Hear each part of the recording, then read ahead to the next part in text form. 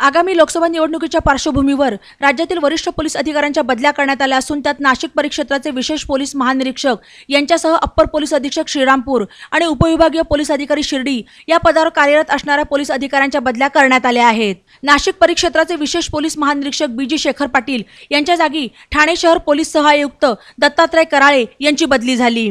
दरम्यान शेखर पाटील यांना अद्याप पदस्थापना देण्यात आलेली नाही।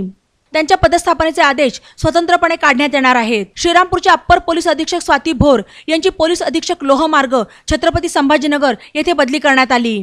त्यांच्या जागी लातूर येथील पोलीस प्रशिक्षण केंद्राचे प्राचार्य वैभव कलुबर्मे यांची बदली झाली आहे। तसेच शिर्डी उपविभागाचे पोलीस उपअधीक्षक संदीप मिटके यांच्या जागी परिवीक्षाधीन पोलीस उपअधीक्षक शिरीष वमने यांची बदली झाली। दरम्यान मिटके यांची बदली झाली असली तरी त्यांना अद्याप पदस्थापना देण्यात आलेली नाही।